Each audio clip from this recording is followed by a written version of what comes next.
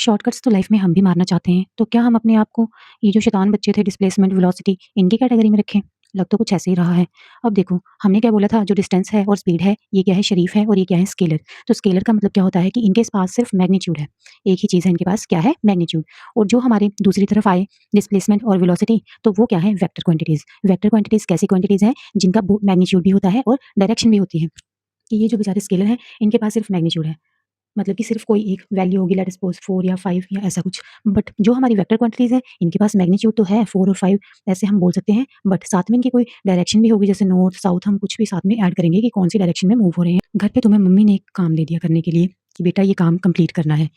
तो मुझे तो पूरा यकीन है वैसे मैं तो ऐसे ही करती हूँ कि जब मम्मी ने देखा तो काम फटाफट से स्पीड से हो रहा होगा, अदरवाइज़ काम में थोड़े से शॉर्टकट्स और थोड़ा-सा लेज़ीनेस भी हो जाएगी।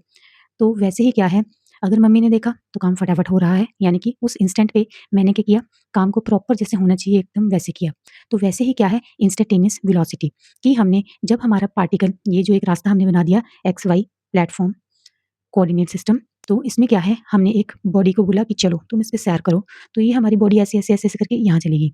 अब हम आए, हमने देखा कि एक पॉइंट पे एक्स आई पे इसका टाइम कितना था टी आई।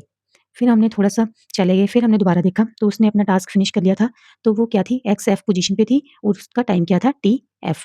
तो हम क्या बोलेंगे कि किसी भी एक इंस्टेंट पे जो rate of change of position होता है विद टाइम, उसे हम बोलते हैं इंस्टैन्टेनियस वेलोसिटी।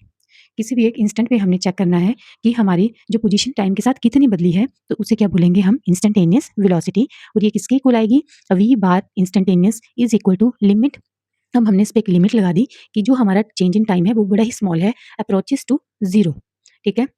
ये हम लगाते ही रहेंगे लिमिट्स साइंस में, is equal to del X bar upon del T. तो डेल एक्स बार क्या है हमारे पास ये वाली जो डिफरेंस आई, और डेल टी क्या है जो टाइम में ये वाला डिफरेंस आया। इसको हम ग्राफिकली रिप्रेजेंट कर रहे हैं इंस्टेंटेनियस वेलोसिटी को।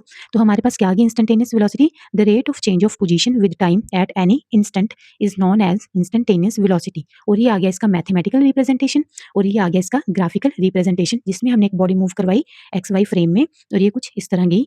ठीक है? और ग्राफिकली हम इसको क्या बोलेंगे कि it is a slope of x T curve at any instant. अब देखिए हमारे पास ये कर्व कैसी है, एक्स मतलब कि पोजीशन और टाइम का ग्राफ बनाया है हमने, तो क्या है ये स्लोप है एक्स टी कर्व की किसी भी एक इंस्टेंट पे, तो उसको क्या बोलते हैं इंस्टेंटेनियस वेलोसिटी।